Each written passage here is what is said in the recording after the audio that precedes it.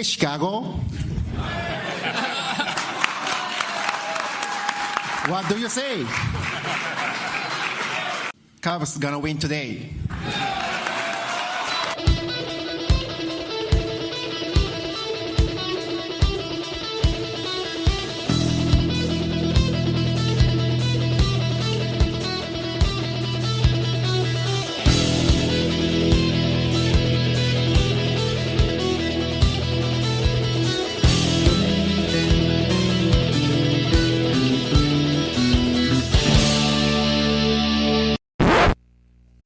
Imagine what's possible when learning doesn't get in the way of life. At Capella University, our game-changing FlexPath learning format lets you set your own deadlines so you can learn at a time and pace that works for you. It's an education you can tailor to your schedule. That means you don't have to put your life on hold to pursue your professional goals. Instead, enjoy learning your way and earn your degree without missing a beat. A different future is closer than you think with Capella University. Learn more at capella.edu. This episode is brought to you by Intuit TurboTax. Didn't file with TurboTax last year? That's in the past. Now, Taxes is getting the TurboTax app and filing your own taxes for free if you didn't file with them last year. File by February 18th. All tax forms, all 100% free. Now, this is Taxes. Intuit TurboTax. New filers and filers who didn't use TurboTax last year only must start and file your own taxes in-app by February 18th. Excludes TurboTax Live. Full terms at TurboTax.com. This episode is brought to you by Allstate. Some people just know they could save hundreds on car insurance by checking Allstate first. Like you know to check the date of the big game first before you accidentally buy tickets on your 20th wedding anniversary and have to spend the next 20 years of your marriage making up for it. Yeah, checking first is smart. So check Allstate first for a quote that could save you hundreds. You're in good hands with Allstate. Savings vary. Terms apply. Allstate Fire and Casualty Insurance Company and Affiliates. Northbrook, Illinois. Welcome back to another exciting edition of the Pointless Exercise Podcast. It's time for the Cubs Podcast with, hey, it's Mike Presnowski. Hey, Andy, how you doing? It's been a while since we had to talk to each other. Good to see you. As we're recording this, the Chicagoland area is being pelted by Tom Skilling's revenge in his final night in the WGN Weather Center, or whatever they call it.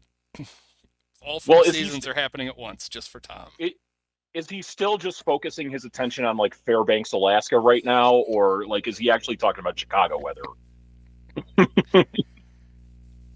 He's got to be in heaven. He probably never get him to leave.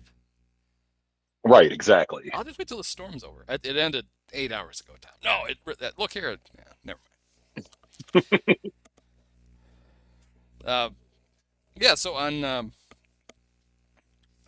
many of these podcasts since the season ended, it's basically just been me bitching about the Cubs not bringing back Cody Bellinger. And I don't know, I have to find something new to bitch about because they brought Cody Bellinger back. How surprised were you that at the deal, I guess? This isn't my own opinion. This is opinions I had heard from other more national baseball podcasts, but like this felt like kind of the direction that the Bellinger contract was going to go, kind of like in the model of the Carlos Correa contract with the Twins, in that, you know, he wasn't going to get the initial asking price that he and Boris were asking for at the beginning of free agency. And he's still a pretty young guy. So, you know, if he opts out after this year or the next year, or he goes, you know, the duration of the 3 years with the Cubs, he'll still probably be at an age where he could go and get another, like, actual big contract like he was looking for this offseason. I mean, to me, it smells like either he didn't get any other serious offers or he didn't get them from anybody that he found appealing. And so this was hey, that's where I want to play. Let's structure it in a way where I get a lot of money, and he does. I mean, he's going to make $30 million this year. We're not going to hold a bake sale for Cody. He made 12 and a half last year. It's a pretty nice. The Ricketts are suddenly now asking for that money back, though. Right. So, you know. Now we got to fund. We need to give them the exact same amount, so they can beef up security around the park. I would guess for all the Nick Madrigal groupies. Keep them away. Yes, of which there are many. And they're very small. they get under those damn gates, and it's very difficult. $30 million just for chicken wire to wrap around the bottom of the gates to keep the Madrigal fanatics out. They can just slide their way in between the bars of the gates too, because they're that skinny. Oh man!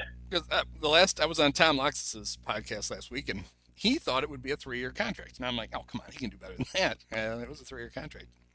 Yeah, it's not really a 3-year contract. I think it's probably, unless Cody goes off this year, which is Blazer Nation's dream, right? He has a huge deal and then leaves. It's quite the dream. But I think unless he has a huge year, I think it's a 2-year contract. Because I can't imagine the market in general is going to change that much next offseason that you would be comfortable giving up a guaranteed $30 million to go out and see what you could get. I mean, I'm sure Boris can spend it as well. We'll make that money up over multiple years, blah, blah, blah. I think there's a decent chance that he opts out after 25, not after 24.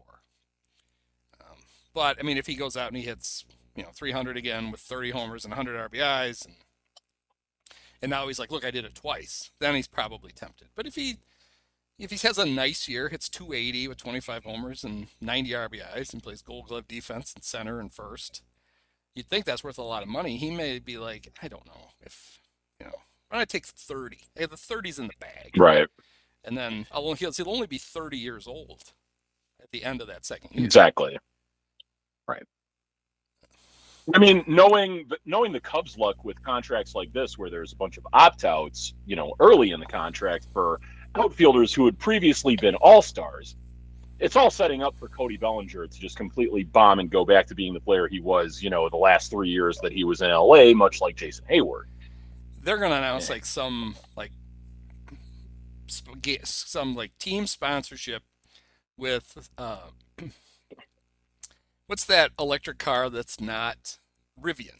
They're going to announce a deal with Rivian. Yep. They're going to have shoulder patches. I'm going to announce that on opening day. Slap the shoulder patch on. They're going to bring a Rivian out onto the field, and it's going to run right over Cody before his first at bat.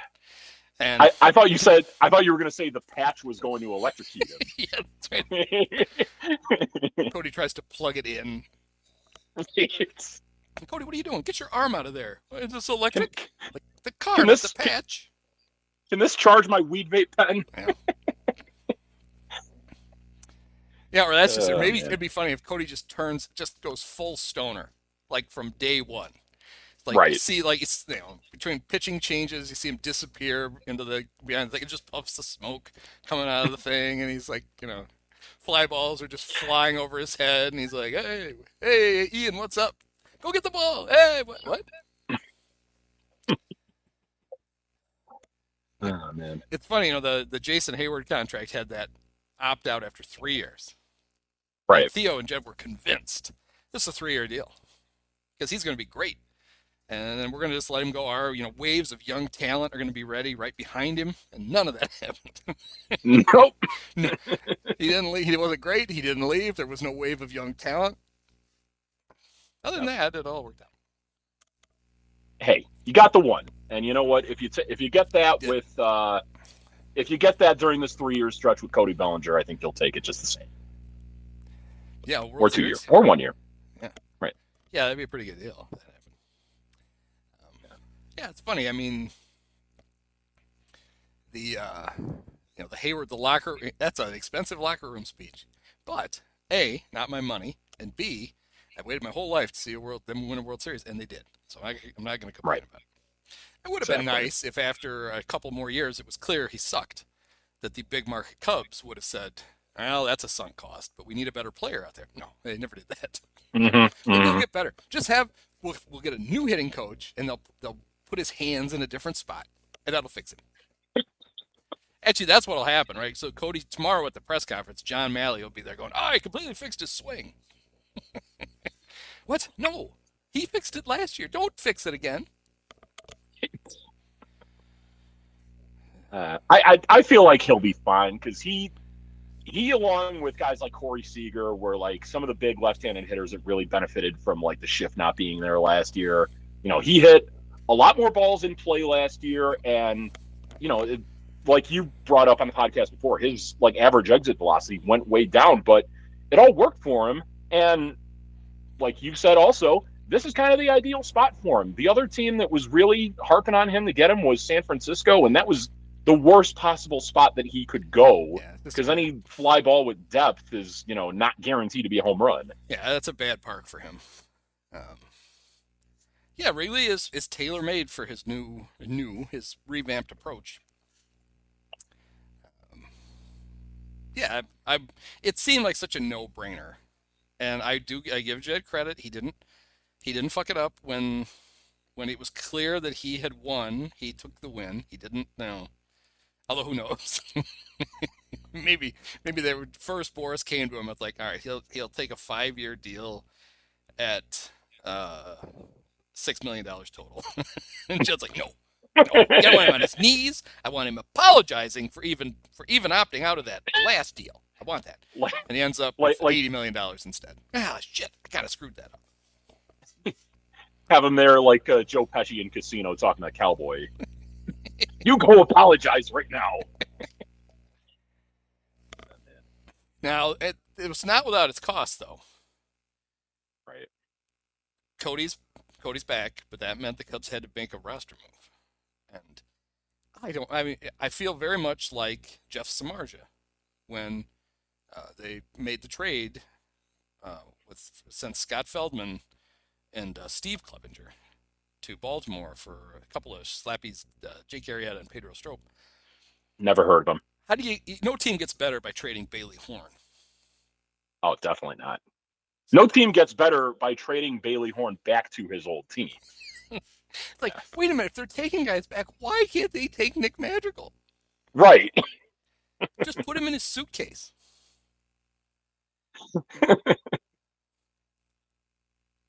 Yeah. I mean, I heard the guy they got back, Matt Thompson, you look at the stats on Baseball Reference, and it's not the prettiest, but is a guy who had reached 97, and not a lot of guys who reach 97 in the Cubs bullpen right now. So, could be a guy that later this year we might see. The Cubs are still not sold on the whole velocity. Could very much be a trend. They don't like guys who throw hard, and they don't like guys who hit guys who throw hard. No, that's not real baseball. Throw me a curveball. That's what I want. I'll swing at that. So you referenced me talking about Cody's declining. His exit velocity was down. His launch angle was down. And that a lot of people were like, oh, this is bad. So I went back and looked at his Baseball Savant numbers, and they were down, but they were down from his 2 terrible years, 21 and 22. And they were down from his MVP year in 19, but not that much. Like, part of his struggles in those 2 terrible years, which I assume, I'm just going to, why not, I'll just assume.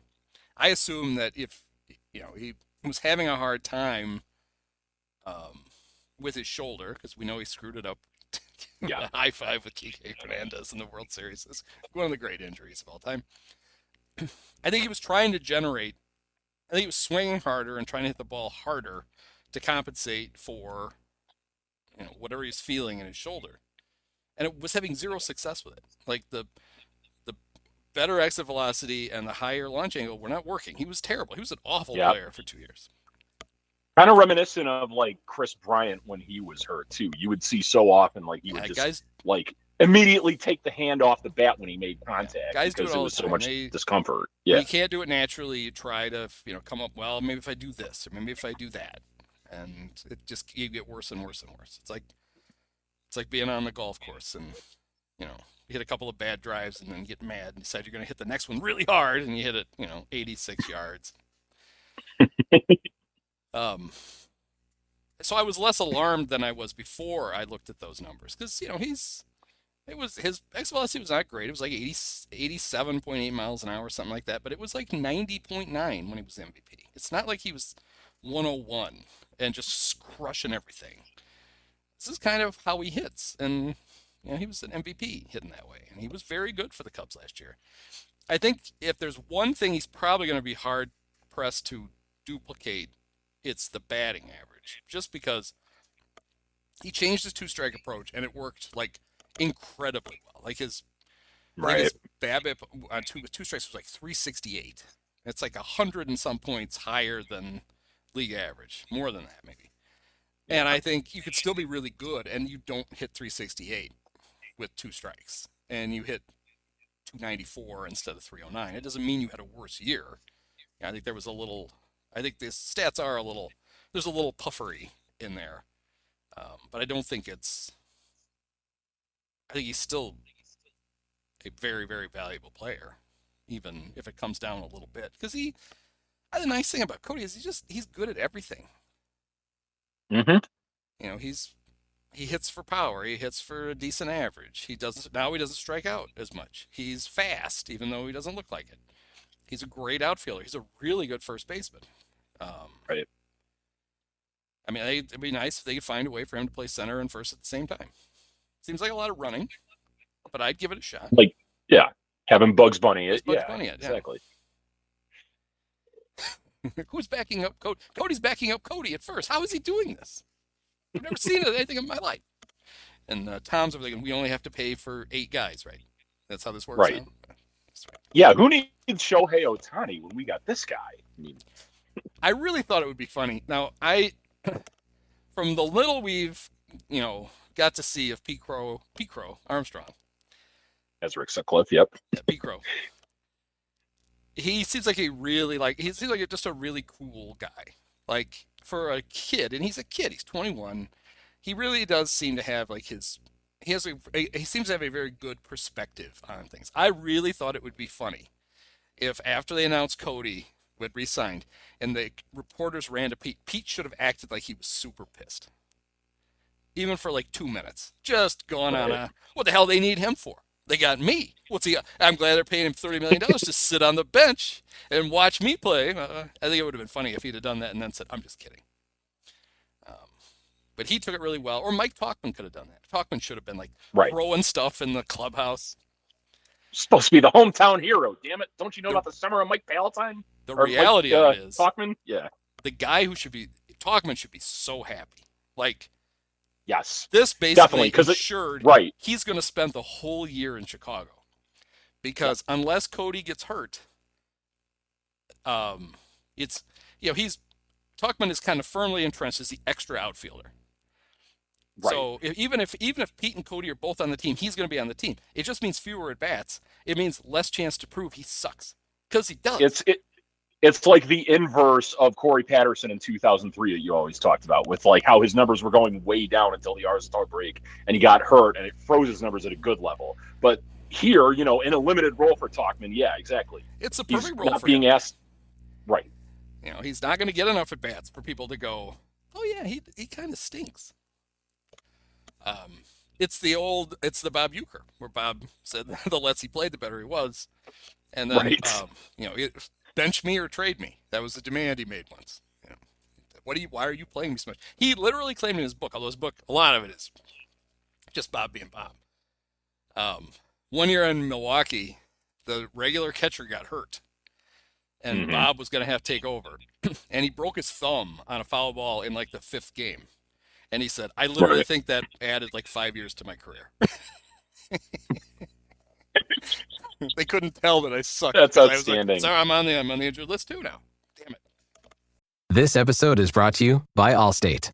Some people just know they could save hundreds on car insurance by checking Allstate first. To check the date of the big game first before you accidentally buy tickets on your 20th wedding anniversary and have to spend the next 20 years of your marriage making up for it. Yeah, checking first is smart. So check Allstate first for a quote that could save you hundreds. You're in good hands with Allstate. Savings vary. Terms apply. Allstate Fire and Casualty Insurance Company and Affiliates. Northbrook, Illinois. Damn. So yeah, imagine how Adam Greenberg must have felt reading that. I said, imagine how Adam Greenberg must have felt having to read that. Should have added more years to his career. But. I should still be playing. Yeah. Oh well. I mean, speaking of Bob Uecker. No, Adam. It's still the concussion. It's only been that's just in your head. 21 years, or however long. 2006, right? That's when he took one off the noggin. 18 years. 05. 05. Yeah, it was the same series Yeah, that that's Matt right. Merton got called up. We should know that because we just did left fielders, and Matt Merton was the regular outfielder in 2006. His first full season with the Cubs. Yep, him and his softballs. Softballs. But speaking of Bob Uecker, up in Milwaukee, we got Craig Counsell as the manager now, and I gotta say, I think that is it's like right on par with how big a move re-signing Cody Bellinger is for me.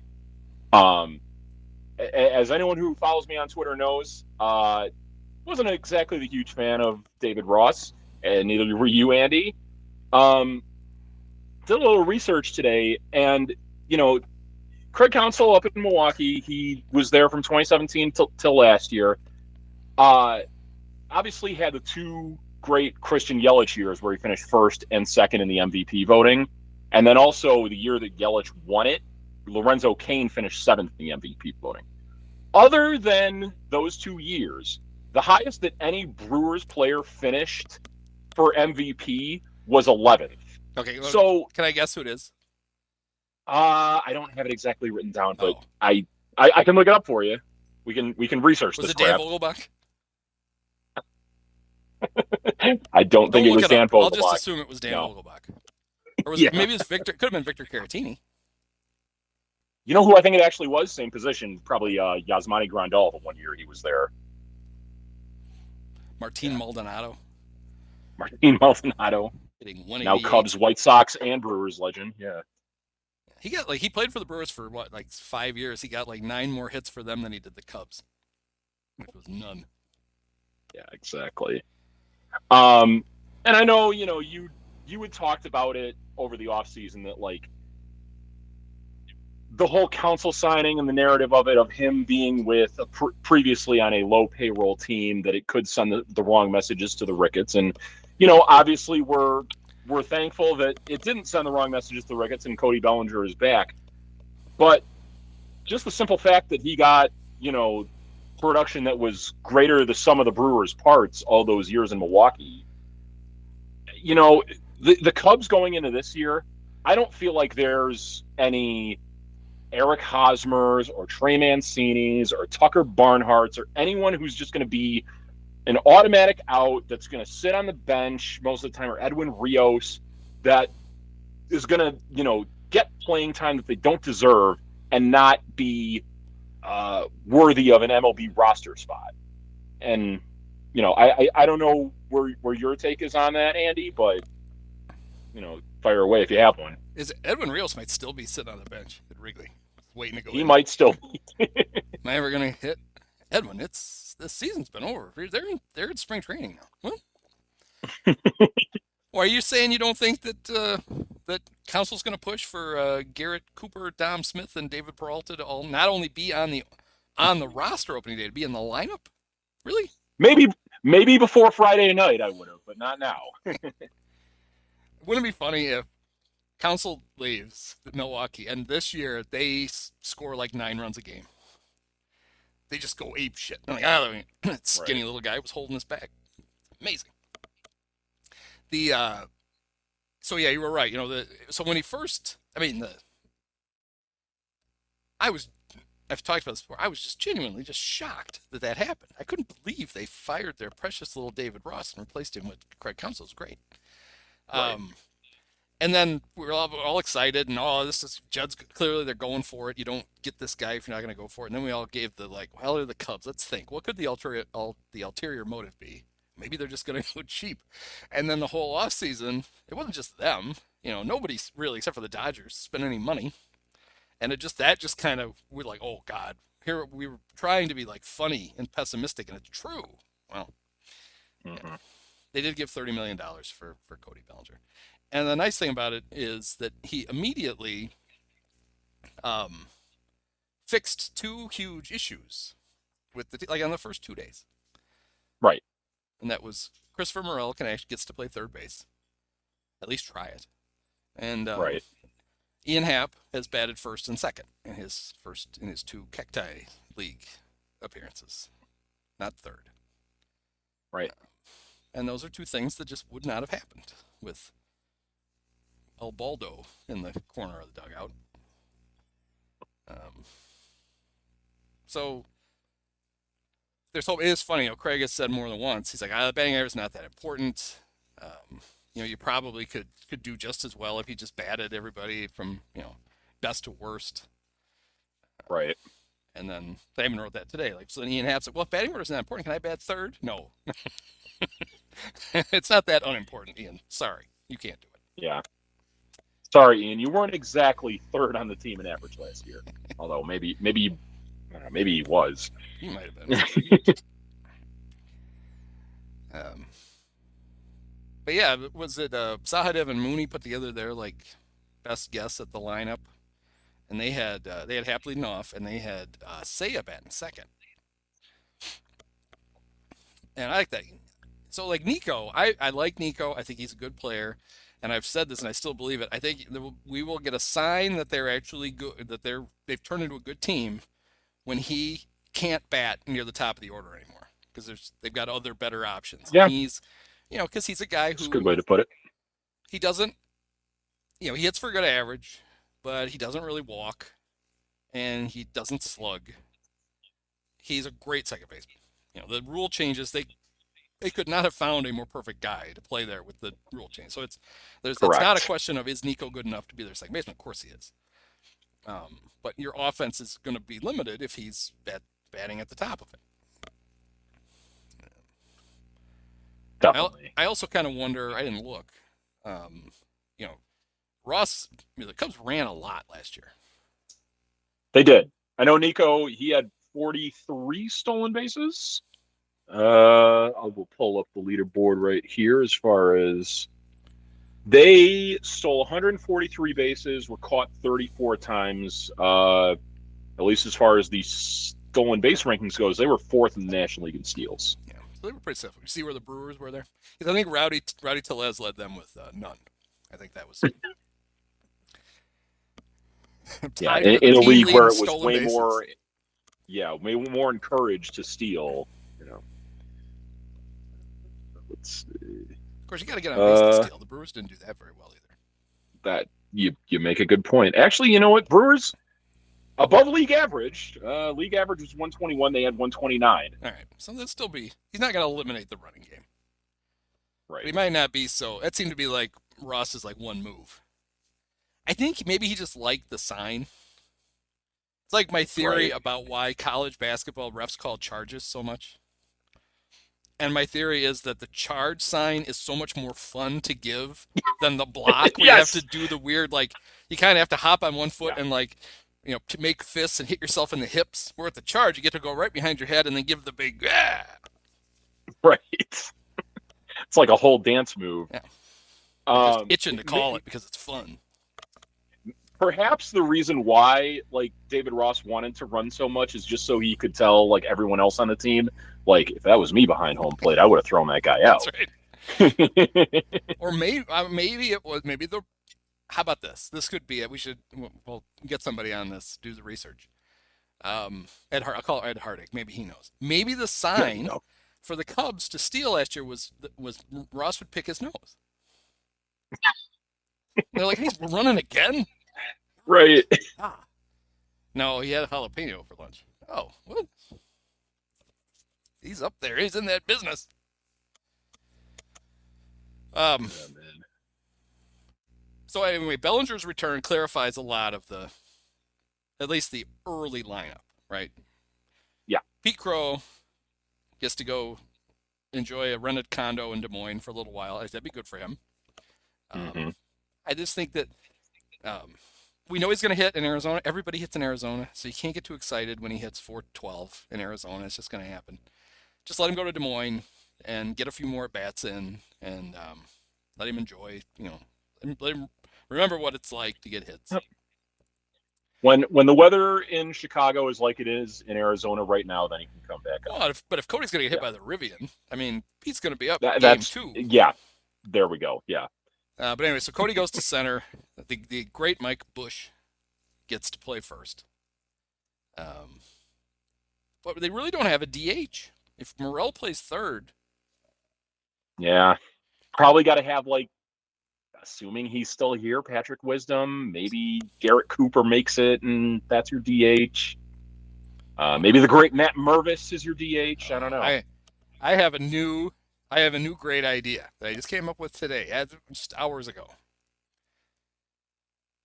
I'm going to use my whatever authority I have with the Cubs. I don't know if they have any.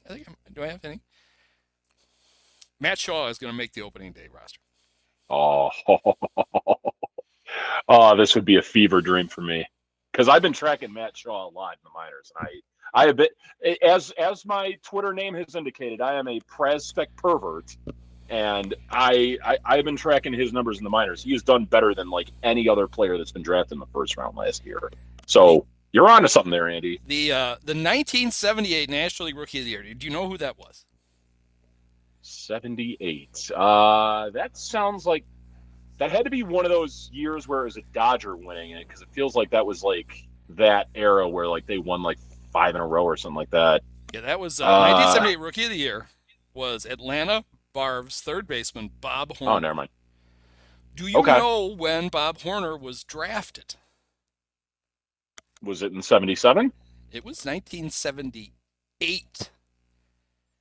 What? He made his big league debut on June 16th, just days after being named the number 1 pick. And he won Rookie of the Year for the Braves. Wow. He never spent a day in the minor leagues. Matt Shaw already spent 2 months in the minors. He's overqualified. Guess who Bob Horner beat out for Rookie of the Year? A Hall of Famer. A Hall of Famer. Would this have been around the time that Bruce Sutter would have made his major league debut? Now, Sutter maybe Bruce Sutter. Yeah, this was a guy who his rookie year, his on base average was 311.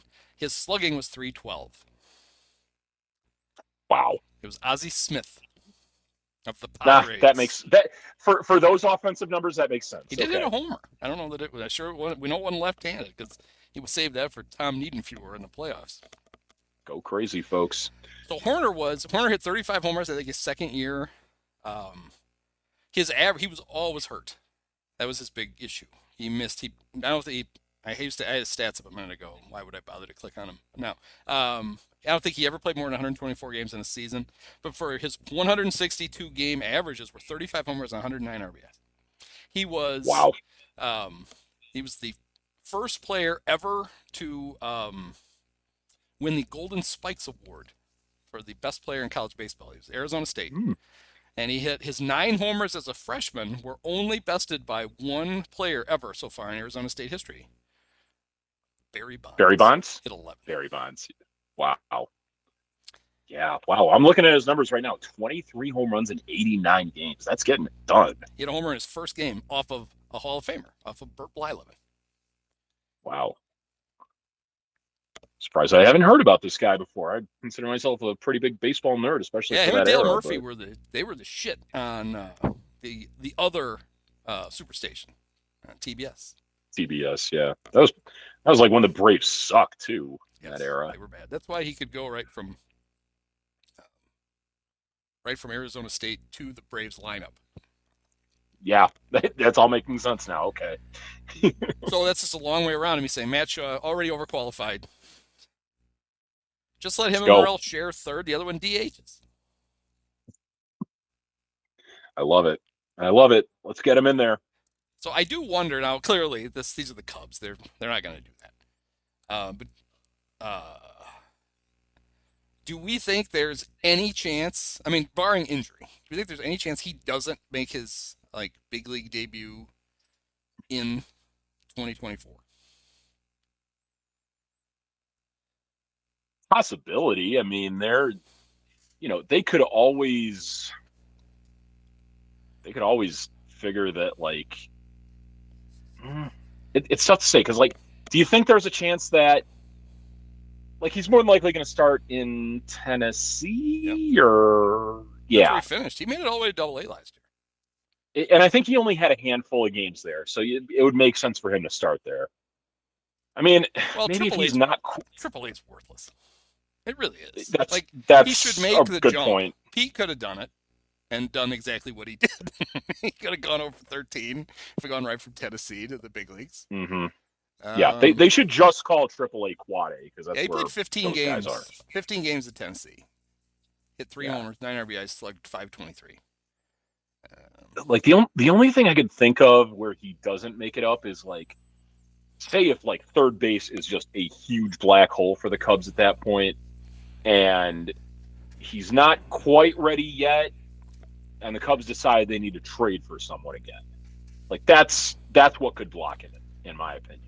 Or they shift Michael Busch over to third because that was his natural position with the Dodgers and trade for a first baseman. I mean, I'll tell you this, you don't even have to do that. You could move, but I think it seems like nobody wants to see Michael Busch play third base. But he could go to third, and Cody could just go to first, and Pete could play center. And then Morel is your DH, so you probably have filled all your spots. I just think it would be cool, and just do it because it's cool. What other reason do you need? Right. I mean, to me, I guess it kind of depends on like where he's at in his development compared to like how the Cubs are producing at third base. If he has been at AAA at a time where the Cubs feel like they're desperate, they may just call him up. Or if he just hits the shit out of the ball, they may be like, all right, fine, let's just do it. Right. And then the nice thing is, I wonder, I would be, if I were Jed, I would be more willing to bring a young player up now that you have Counsell as your manager, as opposed to Ross, who would, hey, Matt, that's nice. You could sit right over there for a couple of weeks. Yeah. Maybe we'll get you in a bat late in the game. Just take it all in. I'm almost surprised that Alexander Canario didn't ask for a trade this offseason because of that. I mean, luckily, maybe that would have been the case if David Ross was still here. It was so bad that Evan Altman apparently theorized that the Canario was hurt and that the Cubs had just promoted him as like a reward for working so hard in rehab and getting back, and that's why he wasn't playing, because he wasn't really capable of playing, and then he hit a grand slam in like his second at bat. Right. Yeah, if that's the case, I don't think that was the case. Right. I mean, they wound up doing so anyway, but if that's the theory behind it, way to burn his service time. Well, not that. They wasted, he came up in September when they expanded the roster. You had to add a pitcher and a player. And it was basically like they just didn't add anybody. And it's not like they needed, at least thankfully we know that the Cubs didn't wear out. They didn't everybody wasn't on fumes late in the season. It's a good thing. Yeah. Good thing you just wasted the extra roster spot with a guy that your manager wouldn't play. Yeah, exactly. When the day happens where you create a new wheel and that lands on 2023, that might be as long of an episode as the 2003 one is.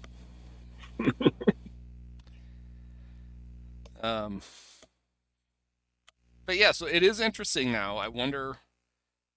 I tried to do a little roster prognosticating who's going to get those final spots, and it wouldn't be that hard for the Cubs to finagle it so that all the duds, Wisdom, Master Bunny, and Madrigal, all make the opening day roster. Mm-hmm. But it does seem like they are actively bringing in potential Patrick Wisdom replacements. Definitely.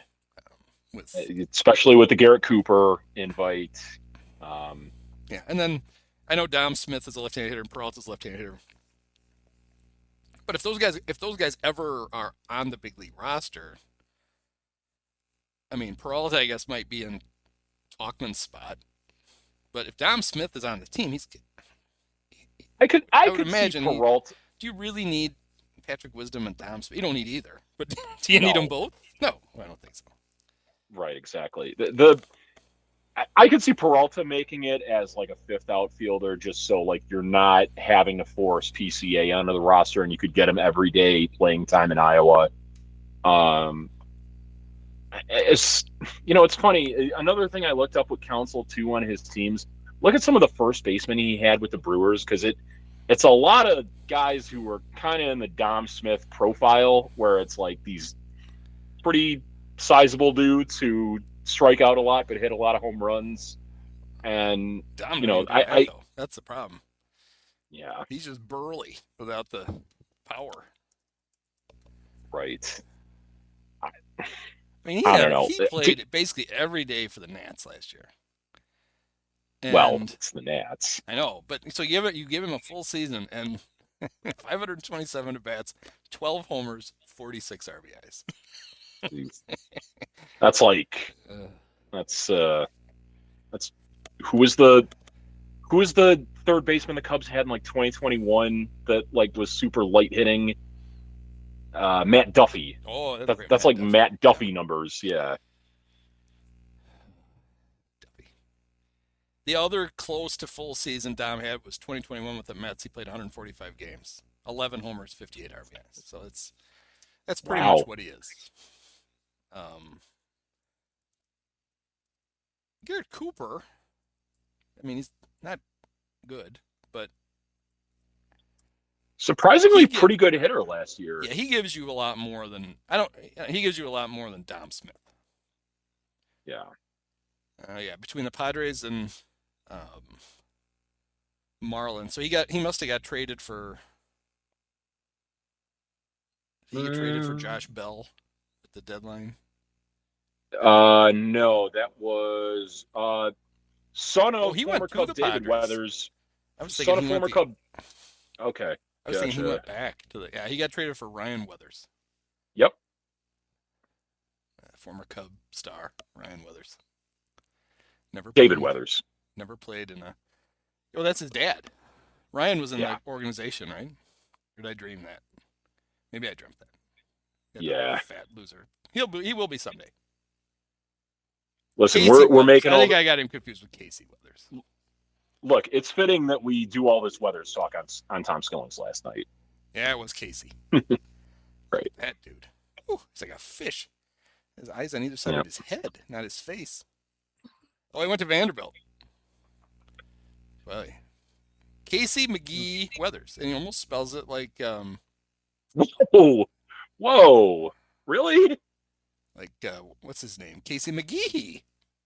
Yeah, the 08 Cubs third baseman turned Brewer. Yeah. Wow. Casey McGee, and then Casey McGee Weathers. We're way down the rabbit hole here. Was McGhee. He just needs another E tucked in front of the H. Man, that really is one of the worst looking people I've ever seen in my life. Whew. Yeah, Jesus. Well, it's funny though. If you people, it's great. This is on a podcast. Go to Casey Weathers' baseball reference page. Look at his picture, but then hover over it, and it's like a different dude is next to him, like this, like a guy who actually looks like a human. You may have to DM that to me because I'm on my iPad right now. It's not working the same when I just put my finger on it. Anyway, trust me. That's the worst. I've never seen anything like that. There's some bad baseball reference pictures, but woof. All right. Somehow we got on to Casey Weathers. That's not great. But yeah, Garrett Cooper. Oh boy, he's okay. He'd be good. I don't know where you put him. Put him in Iowa so Mervis can't get any at bats. That'd be great. Right. Yeah, it could be your DH. We'll see. Assuming the whole Matt Shaw plan doesn't work out. Now, I don't know. I wonder who they had to like. So when the Giants have brought Pablo Sandoval back, which just cracks me up. God. When I saw it on like the ticker, I thought, oh, they brought Pablo back to be a coach. No, Pablo's back trying to make the team.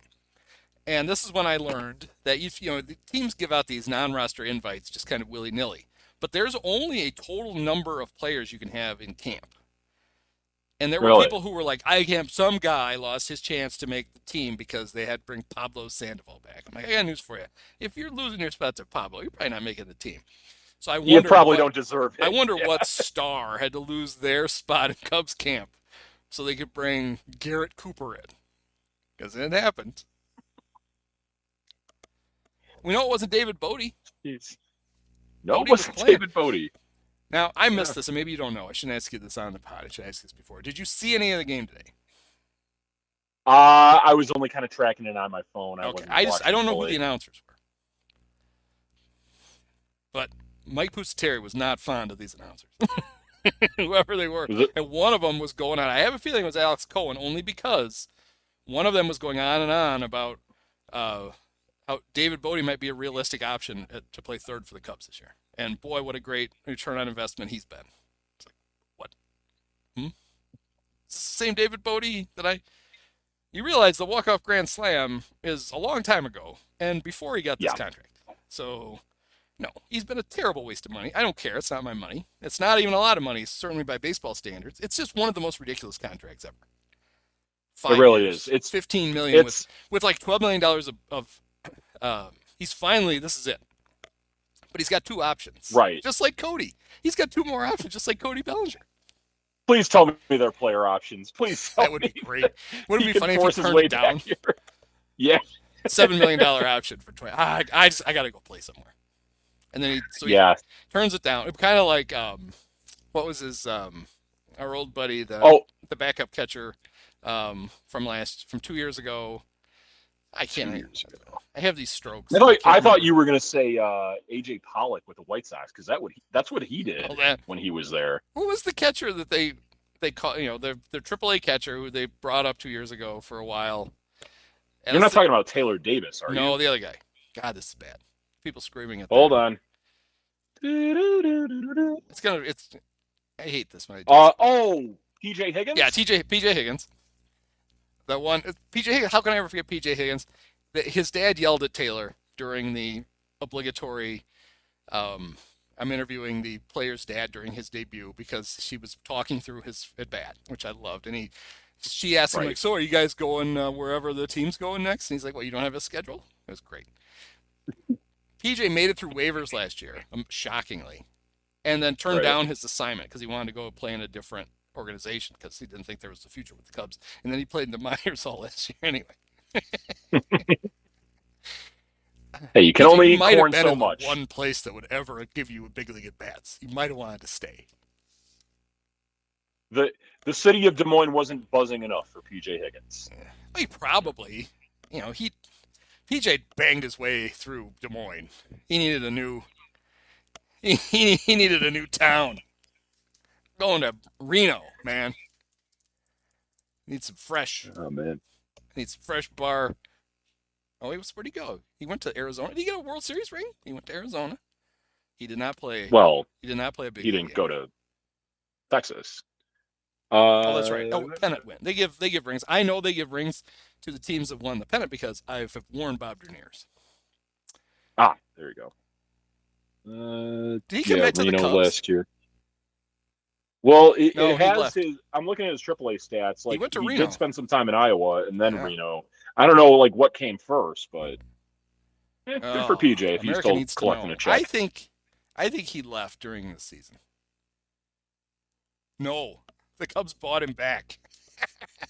Oh, June 15th. Come on, PJ. He's like, oh, come on, I like it in Reno. No, come on, back to Des Moines. See, this is what helped the Diamondbacks propel past the Cubs in the standings for that last wild card spot. The fact that they ridded themselves of PJ Higgins and dropped him on us. If you go back through their playoff odds, took an odd blip up on June 15th. Why are the Diamondbacks the favorite to win the wild card now? I don't know. All he did was got rid of PJ Higgins, and he wasn't even on the big league roster. Oh boy. Good old PJ. Now we got the backup, the emergency, the guy stashed in Iowa this year is going to be is it Jorge or George Alfaro? I think it's Jorge. Jorge. Yeah. I think he thinks he looks like Jason Momoa.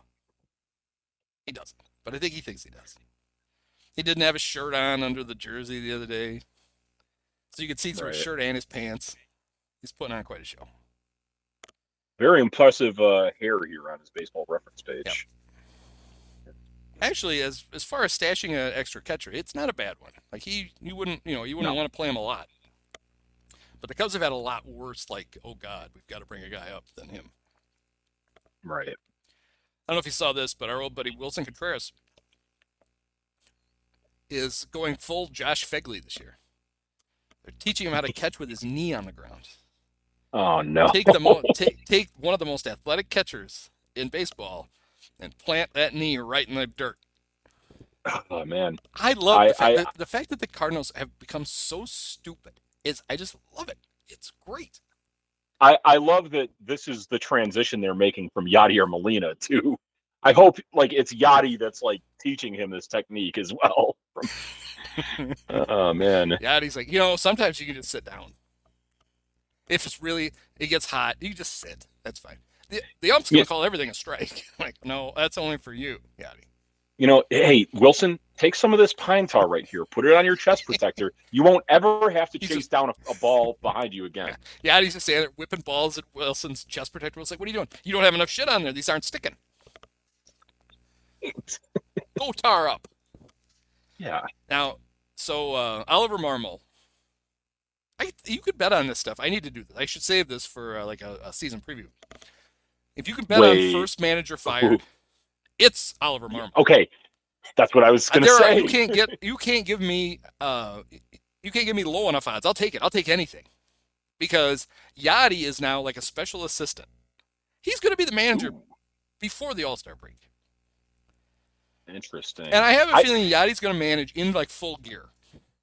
Like they're going to show him, and he's going to have the mask on and the chest protector, and it's just like I feel more part of the game. Either that, or he'll wear basketball shorts and a tank top. Well, have it be the reverse of David Ross's last regular season game, where he like came out in full catcher's gear, like on the mound with Joe Madden. He'll just come out to the mound himself with the catcher's gear on. Is that he put himself in the game? No, he just likes to wear the stuff. Oh. Guys, guess what? I activated myself. He likes the knee savers. They're so comfortable. Right. He actually sleeps on them. That's what he should do. He only wears the shin guards with the knee savers. He doesn't wear the chest protector or the mask. He just always has the shin guards on. Right. Just in case. What if a ball rolls into the dugout? I don't want to get hit in the shin. But yeah, that's my. I guarantee you that's going to be one of my fearless predictions for 2024. Something? Yachty's taking over early. You may be right on that, but I think the same situation exists up for our friends in Milwaukee too. Because didn't they hire like Ricky Weeks as like special assistant or assistant manager was his official title under Pat Murphy? And he's basically everyone up there has basically said like he's manager in waiting. Yeah. So the red faced Pat Murphy. Yes. Got a little Notre Dame legend. But only a little though. I mean, you got to go full purple to be Clint. Good old Clint Turtle. Yeah. I wonder if there is. That's first MLB manager fired. Can you get odds on that? Yeah, I mean. I don't know if you need. Oh, it's. I don't know. Here they are. Go ahead. Oh, beautiful. Perfect. What's this from? Covers.com. That doesn't seem like a real thing. No free ads. Oh, these are from last year. Because Phil Nevin's on it, and he's fired. All right, never mind. Yeah. Well, I'll do that for a future podcast. All right. Yeah, I'm sure, when we record close to opening day, yeah, they'll be up there. The Brewers are like, we got to pay two guys? Well, no, you're already paying Ricky. Well, maybe. So I was with the Beloit Snappers when Ricky got drafted and got brought up right to Beloit. And because we were in the Midwest League West title race. It sounds right. East and the West. I don't Peoria Chiefs were in there too, right? Cubs affiliate. Played the Lugnuts in the championship series. Felix PA. Oh wait, no, okay, maybe Felix PA. I got a different Lugnuts. level of the minors. Okay, Lansing Lugnuts. No, the Peoria Chiefs are in the Midwest League.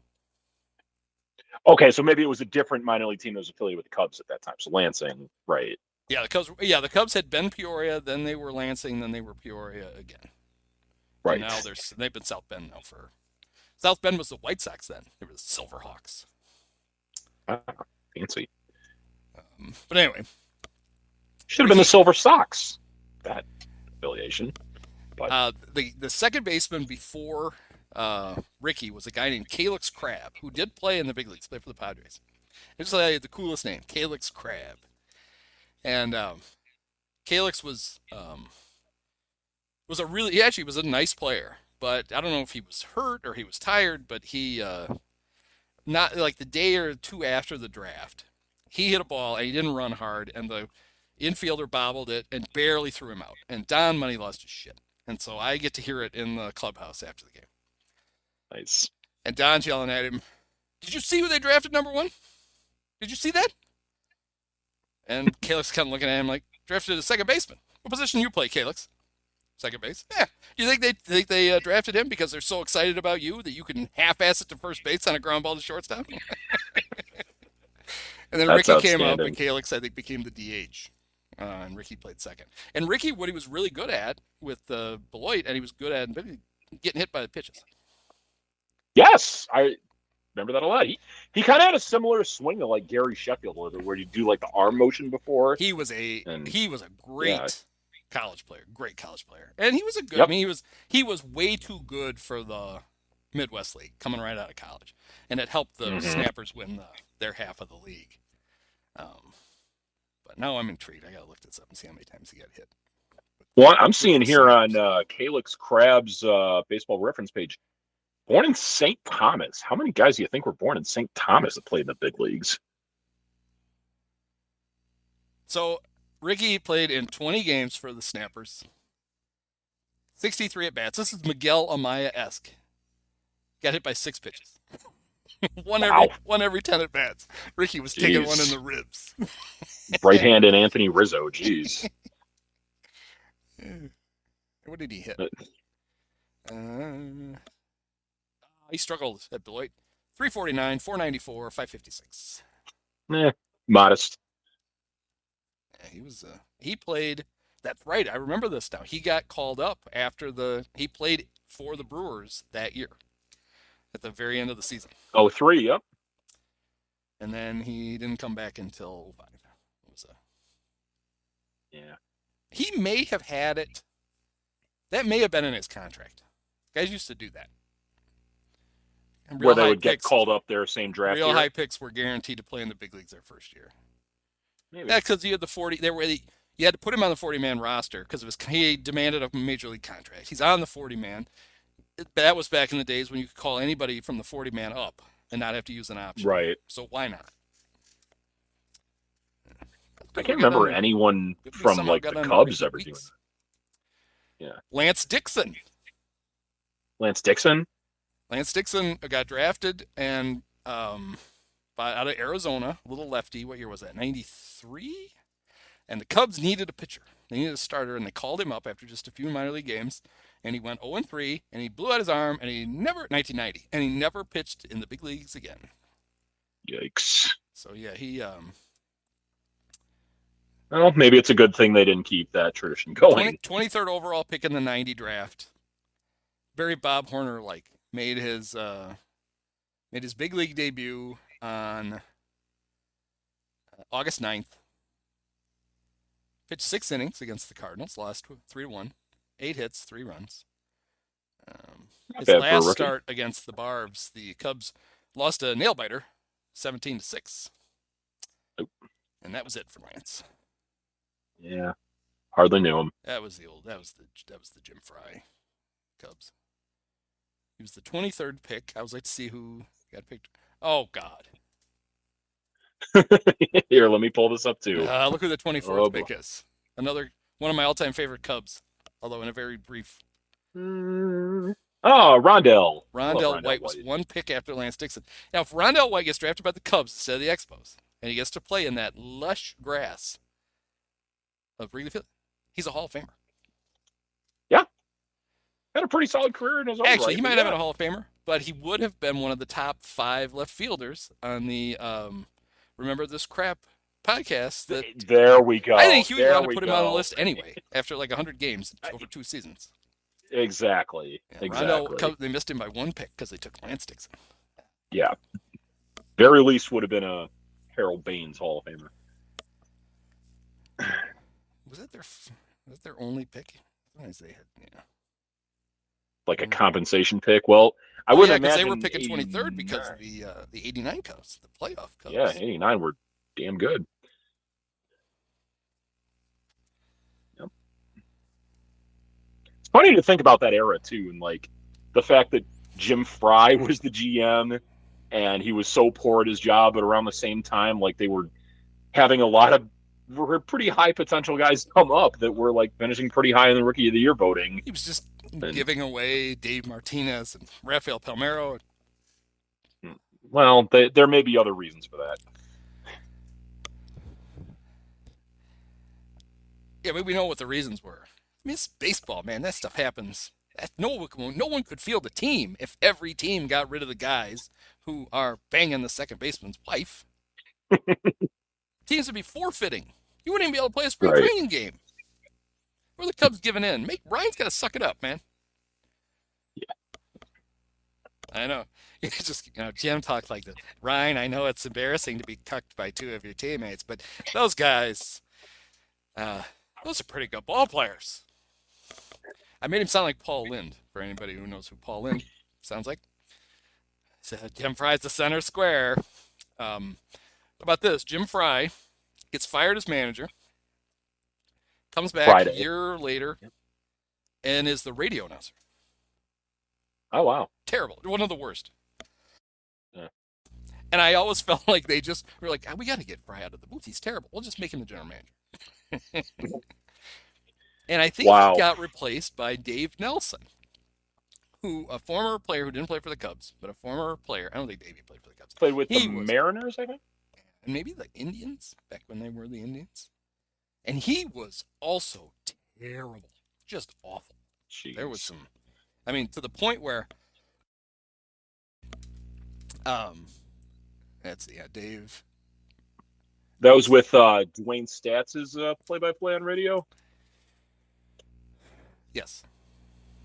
Yep. Texas is where he played mostly. Yeah, he did start out in Cleveland. So he played for the Senators. Oh, wow. The Senators, the Indians, the Royals, and the Rangers. I was wondering what the hell WSA was. Yeah. WSA. Wow. That's why he moved with them to Texas. And it's funny. The Senators are the Twins, and they're the Rangers. Right.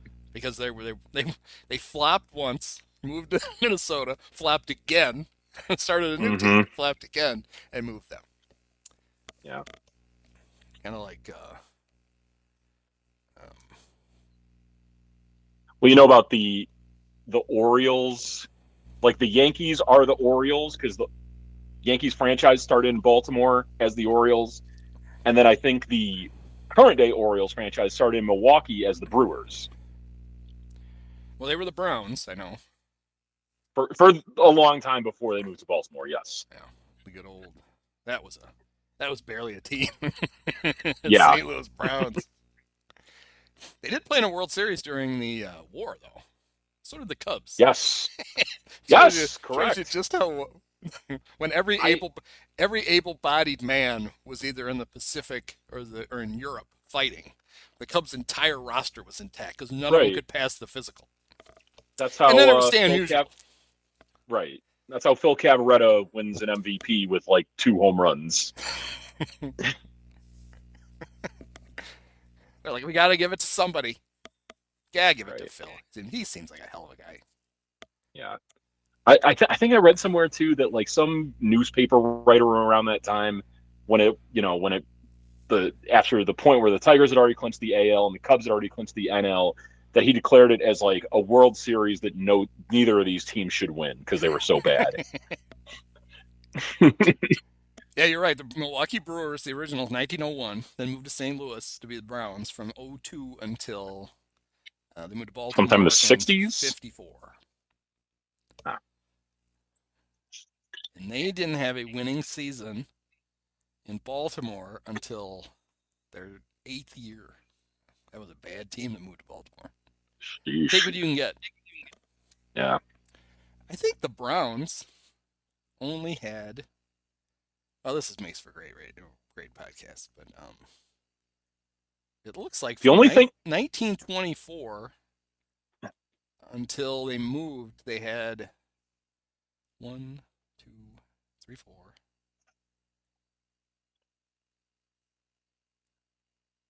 Six winning seasons Oof. in 30 years. Is that bad? Wow. That seems bad. That's very Cub-like. If you go through, there's a whole stretch of the Cubs in the 50s. Like it's like, 47 to.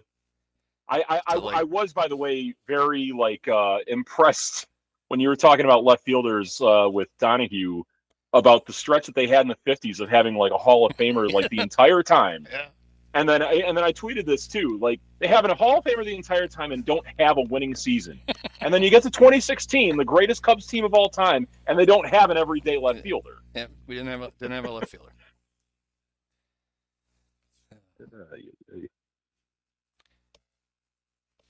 Okay, so the last thing, I know you saw this quote. Jonathan India stirred up some Cub fans. Yeah. He was asked his reaction to the Cubs getting Cody Bellinger, and he said, "Oh, he's a really good player, but we're still going to win the division because they're the same team as last year." And I read that and thought, man, I think he's right. They had to make that move just to get back to where they were last year. However, I mean, you could make. I was. Go ahead. Go ahead. Well, however, there is one notable upgrade other than Shota over Stroman. It is the monumental upgrade of Craig Counsell over David Ross. Exactly. Yes, which should cure a lot of ills. Well, and looking at the Reds, I mean, what other than signing Jeimer Candelario, Cubs legend, what did they exactly do? I admire the Reds' dedication to not having any pitchers. Right. Should we get some? No, we're fine. We got Hunter Green. He'll throw 112 miles an hour, and then after his third start, his elbow will fly into the stands, and then we won't have anybody. Mm-hmm. It'll be fun for 3 games. Right. Yeah. And the other thing, it's funny that Jonathan India is the one talking shit when if they play their best 9 guys, he's not in the lineup. Yeah, he's getting replaced by Matt McClain. He's one of those guys, right? He was Rookie of the Year, right? And then they brought up a whole bunch of guys who were all better than him. He won Rookie of the Year the year that Patrick Wisdom set the Cubs rookie record for home runs. And I think Wisdom finished 4th. He did have a pretty good rookie year. Right. 269, 376, 459, 21 homers, 69 RBIs, 12 stolen bases. He was okay. But since then, he's at 249 and 244. And the Reds keep bringing up guys who are better than him in the infield. Well, take a look right now at the one piece of black ink on his baseball reference page. He led the league in hit by pitches in 2021, and then after they started decreasing, funny enough, so did his on base percentage and OPS. So maybe that was all just a fluke. Pitchers realized, well, we should probably be throwing this guy strikes because he doesn't hit him.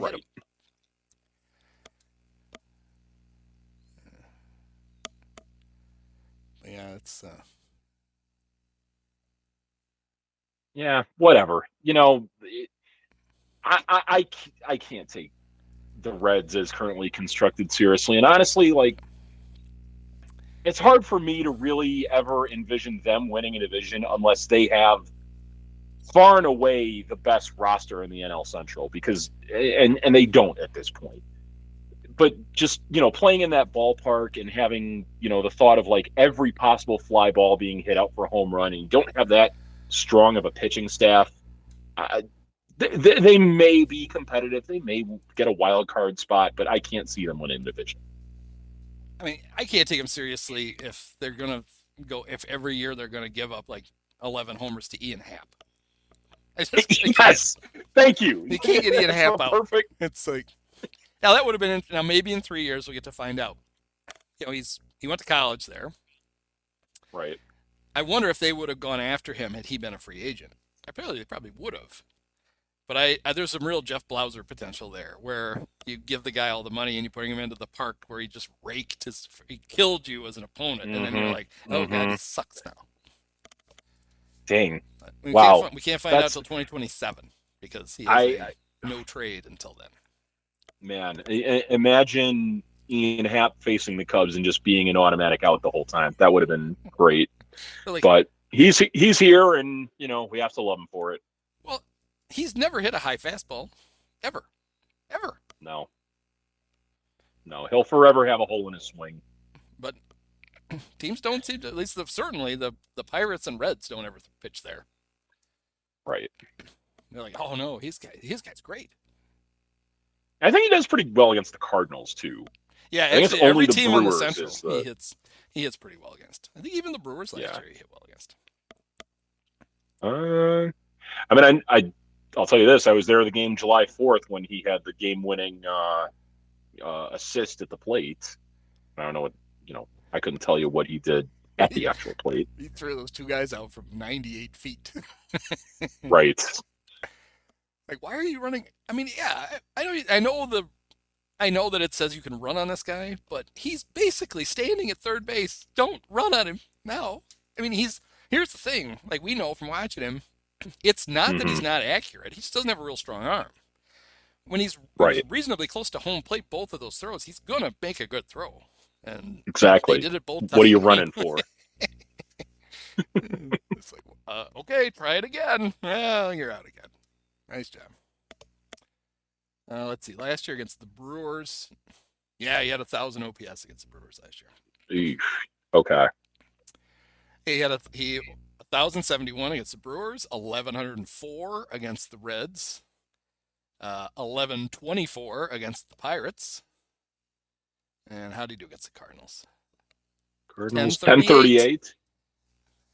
980 against the White Sox. So yeah, at least he also lit up the Nationals. National. 1101. So yeah, 1101. Wow. But that's pretty good. He had a OPS of over 1,000 against every team in the division. So yeah. Then you don't scroll down and look at what he did against the Diamondbacks though, because that's not pretty. No. Diamondbacks, Braves. He did it the Dodgers. They played the Dodgers 7 times. 4 at Wrigley, 3 in LA. He did all right against them. Yeah. But most good teams he didn't hit, which tracks. Oh, well. All right. Well, I didn't let you plug your other podcast at the beginning. I'm a bad host. No worries, Andy. But yeah, reward all the people who made it to the end. I'll do this at the beginning from now on. Here's your plug. Now take it, folks. In addition to this podcast for this season, also continuing on with the Chicago Sports Bums this year. Again, last season they've been very gracious to me. They are mainly a White Sox site, but they were looking to expand their coverage into all Chicago sports. So myself, John Oliva, we will be hosting a live YouTube show every Monday or Tuesday night, depending on what his work schedule looks like. But that can all be seen Chicago Sports Bums YouTube page. Follow the podcast page on Twitter at Bums and Bleachers. All right, sounds good. Yep. Well, I'm glad to have you aboard to talk Cubs this year. I think it's going to be fun. I think they're actually going to be kind of good. So I believe so too. All right. Well, thanks, Mike. Thank you, Andy. Many of us have herpes. This is rough, but it's also finished. It's fitting. It's got to be done with one of the best games of all time. Just unbelievable. Got to congratulate the Dolan family.